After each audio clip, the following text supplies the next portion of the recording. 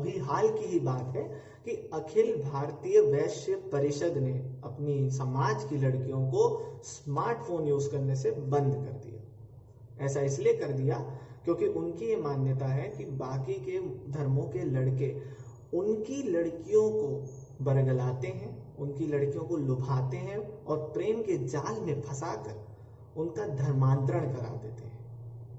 और इस चीज को रोकने के लिए उन्होंने क्या किया, अपने ही समाज की लड़कियों को स्मार्टफोन यूज करने से बंद कर दिया। नमस्कार, मैं अभिषेक श्रीवास्तव। भारत का समाज बुनियादी रूप से प्रेम का विरोधी है। एक ऐसा समाज जो आमतौर पर खाना बनाते, गाड़ी चलाते, सोते, जागते सिर्फ रोमांटिक गाने ही सुनता है, वह प्रेम से डरता है। एक ऐसा समाज जो समझता है कि कहीं किसी को प्रेम ना हो जाए, कहीं कोई अपने धर्म या जाति से बाहर शादी ना कर ले, इस आशंका और डर में डूबा रहता है। खैर, एक इस ऐसे समाज से उम्मीद भी क्या की जाए जिस समाज में अधिकतम शादियां प्रेम के बेसिस पे नहीं, धर्म, जाति और दहेज के बेसिस पे होती है। एक ऐसा समाज जहां आपको दूसरे इंसान से प्रेम करना नहीं, बल्कि उसके द्वारा दी गई वॉशिंग मशीन, एसी, कैश या फिर कार, इससे प्रेम करना सिखाती है। तो अब आज हम बात करेंगे कि मध्य प्रदेश ने जो हाल ही में पास किया है एक कानून जिसका नाम है मध्य प्रदेश धर्म स्वातंत्र्य बिल 2020, इंग्लिश में कह दूं MP freedom of religion act 2020, इसके बारे में, जिसको कथित तौर पर लव जिहाद के खिलाफ लड़ाई भी कहा जाता है।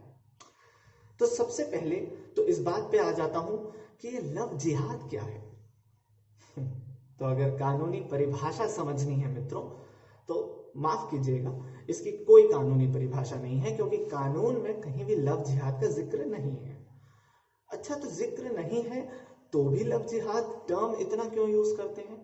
तो इसका आरोप मीडिया पे जाता है। राइट विंग की जितनी भी पॉलिटिकल पार्टीज हैं वो कहती हैं कि आप हमारे फ्रीडम ऑफ रिलीजन एक्ट को कम्युनल बना रहे हैं, दिखा रहे हैं। वहीं लेफ्ट विंग और लिबरलिज्म वाली पार्टीज कहती हैं कि आप इस टर्म लव जिहाद को मेन स्ट्रीम कर रहे हैं, पर मीडिया ने यह काम जारी रखा है। फिर भी लव जिहाद क्या होता है?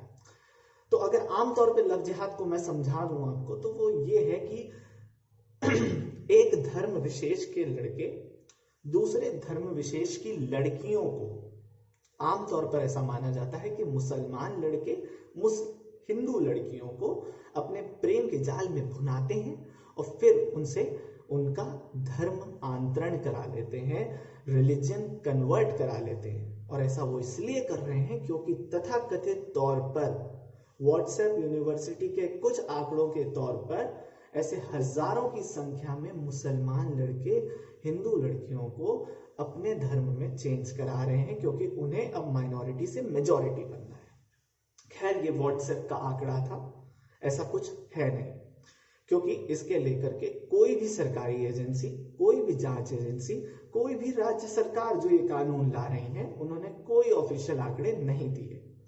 तो क्या लव जिहाद नहीं एग्जिस्ट करता? ऐसा भी नहीं है, लव जिहाद एग्जिस्ट करता है, पर जिस तर्ज पर आपको व्हाट्सएप पे दिखाया जाता है वैसे नहीं करता। कैसे करता है? स्वाति काले, नागपुर की एक महिला, उन्होंने अपनी आत्मजीवनी इस पे लिखी है, तो आप उसको पढ़ लें, जिसका शीर्षक है लव जिहाद। फिर उसके बाद लव जिहाद टर्म आया कहां से? फिर भी तो अगर आप इसकी हिस्ट्री पे जाएं तो सबसे पहले ये टर्म 1927 में हमारे उत्तर प्रदेश में ही मिला था, जब उत्तर प्रदेश में मुजफ्फरनगर में ये अफवाह उड़ गई कि एक हिंदू लड़की ने मुसलमान लड़के से शादी कर ली है और उसने अपना धर्म बदल दिया है। हालांकि बाद में पता चला कि वह मुसलमान पहले से थी भाई, पर हो गया, लव जिहाद हो गया। 20वीं सदी के हिंदू रिफॉर्मर्स अपने आप को कहने वाले लोग, वो इस लव जिहाद की बात करते थे। अब मॉडर्न इंडिया में, मतलब आप कह लें 21वीं सदी में, मॉडर्न इंडिया तो पहले से है, लेकिन 21वीं सदी में लव जिहाद टर्म आया कब? जब 2006 से 12 के बीच में केरला कैथोलिक बिशप काउंसिल ने यह आरोप लगा दिया कि तकरीबन 2600 से 3600 क्रिश्चियन लड़कियों को प्रेम के जाल में बना के उनका धर्मांतरण मुसलमान लड़कों ने करा दिया, यानी लव जिहाद कर दिया। इस पर केरला के मुख्यमंत्री ने 2012 स्टेट असेंबली में माना भी था कि हाँ, 2600 क्रिश्चियन लड़कियों ने अलग अलग धर्मों में अपना धर्मांतरण किया है, पर इससे कोई लव जिहाद या मेलेवोलेंट लिंक नहीं पता चलता है। फिर उसके बाद आप समझिए कि ये जो अभी मध्य प्रदेश और उत्तर प्रदेश ने फ्रीडम ऑफ रिलीजन एक्ट लाए, क्या ये मात्र ऐसे स्टेट्स हैं? क्या इन्होंने शुरुआत की है फ्रीडम ऑफ रिलीजन एक्ट की? तो ऐसा नहीं है। फ्रीडम ऑफ रिलीजन एक्ट लाने वाला पहला राज्य था ओडिशा। 1967 में Odisha freedom of religion act के नाम से आया था।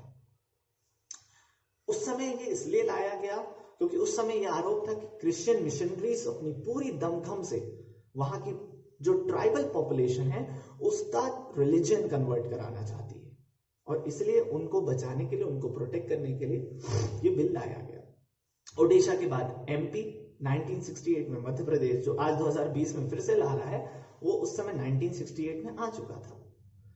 फर्क क्या है? मैरिज का क्लॉज का फर्क है। तो 1968 में आ चुका था, उसने भी अपनी ट्राइबल पॉपुलेशन को बचाने के लिए ऐसा किया था क्रिश्चियन इवेंजलिज्म से। फिर आया झारखंड, जिसने सन 2017 में ये लाया। उसके बाद उत्तराखंड और हिमाचल प्रदेश, ये दो राज्य आपको नोट करने होंगे, अच्छे से नोट कर लीजिए। उत्तराखंड ने जब फ्रीडम ऑफ रिलीजन एक्ट 2018 अपना लाया, तब उसमें पहली बार मैरिज क्लॉज को ऐड किया।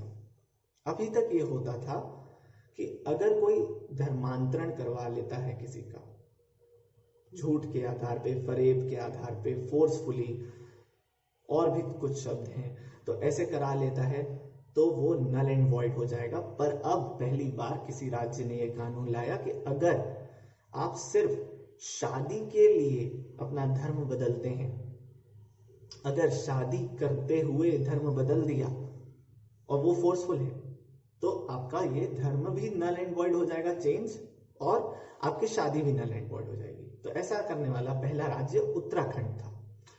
अब अपन आ जाते हैं उत्तर प्रदेश और मध्य प्रदेश की बारी पे, क्योंकि ये हिंदी हार्टलैंड स्टेट्स हैं, यहाँ मुस्लिम पॉपुलेशन भी ज्यादा है, तो इसलिए ये बिल के पास होने से विवाद और ज्यादा बढ़ गया है। तो यूपी ने क्या किया है, उत्तर प्रदेश ने जब ये बिल लाया, अभी 1 महीने ही हुए हैं, 1 महीने के अंदर 15-20 गिरफ्तारियां भी हो चुकी हैं, उस बारे में भी बात करूंगा। यूपी ने ये किया है कि उसने बोल दिया है ये एक नॉन बेलेबल कॉग्निजेबल ऑफेंस है, जिसमें प्रूफ ऑफ बर्डन लड़के पे रहेगा। और ये भी आप ध्यान रखें, इस बिल में अच्छे से ये बात रखी गई है कि एक मुसलमान लड़का जब हिंदू लड़की को फंसाता है, तब ये बिल लागू होता है। अच्छा, यूपी और एमपी के बिल में जो सबसे बड़ी प्रॉब्लम है वो धर्म भी नहीं है, वो प्रॉब्लम है हमारी लड़कियों के लिए, हमारी लड़कियों की निजता के लिए।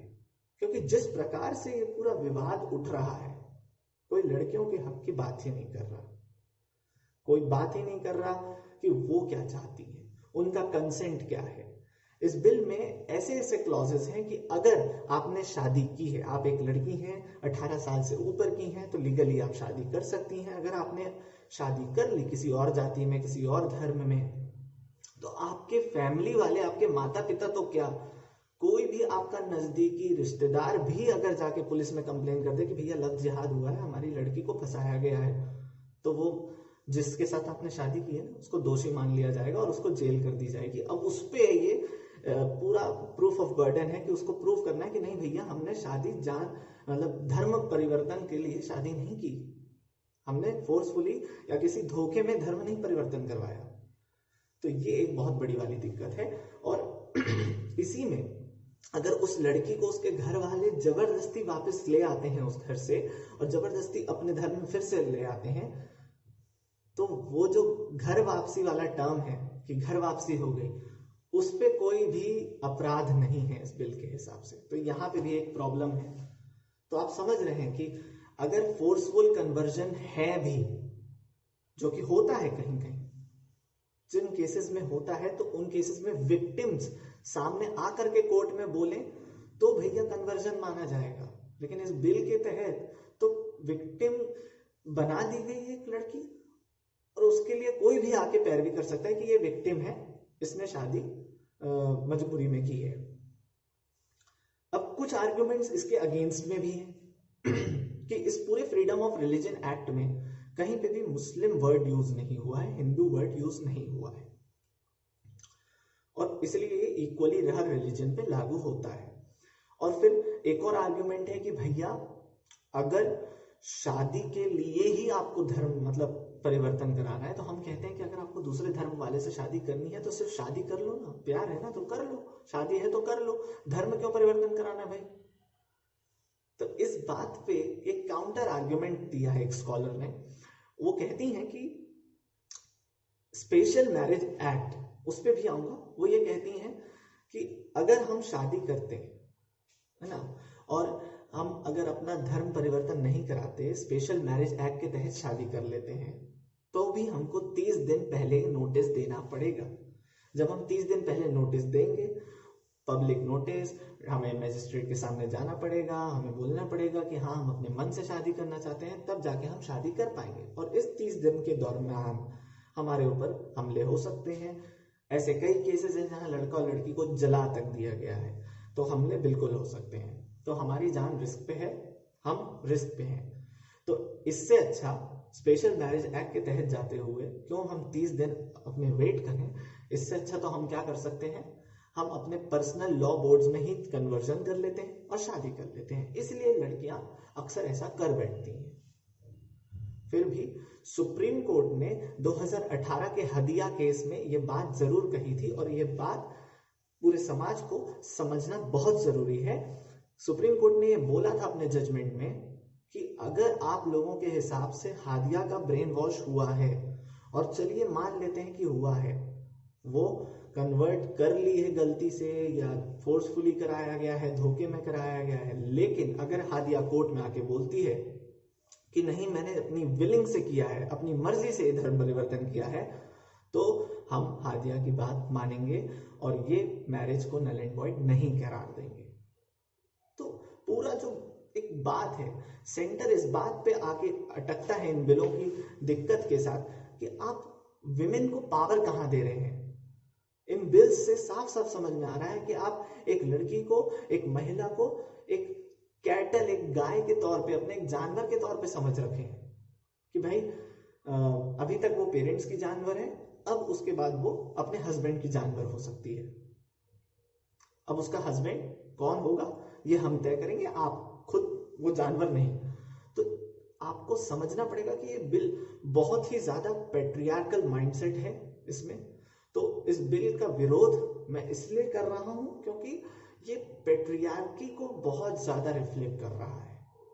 एक लड़की का कंसेंट जो 18 साल से ऊपर है, जब वो सरकार चुनने में अपना मत अधिकार दे सकती है, तो मुझे लगता है कि वो अपना जो हस्बैंड है, जो कि उसका फंडामेंटल राइट भी है एक्चुअली, क्योंकि एक वयस्क यानी एक एडल्ट अपने मर्जी से शादी कर सकता है, राइट टू फंडामेंटल लाइफ के तहत आता है ये आर्टिकल 21 में, सुप्रीम कोर्ट ऐसा कह चुकी है। तो उसके फंडामेंटल राइट का भी हनन ये बिल थोड़ा हद तक कर सकता है। तो हमें ये समझना होगा कि अब समय आ गया है कि ऐसे बिल हम ना बनाएं जिनमें हम महिलाओं को अपने नजरिए से चलाएं, बल्कि उन्हें स्पेस दें कि वो क्या चाहती है। धन्यवाद। नमस्कार आप सभी को, मैं अभिषेक और ये मेरा YouTube चैनल। इसको लाइक करें, शेयर करें, सब्सक्राइब करें और हर वो इश्यूज पे वीडियो देखें पूरी तरीके से जो ज़रूरी में हमारे लिए मैटर करते हैं। और कमेंट बॉक्स पर ज़रूर अपने सजेशन दें, और कोई इशू पे अगर आप चाहते हैं कि मैं वीडियो बनाऊं तो वो भी डालें। Thank you.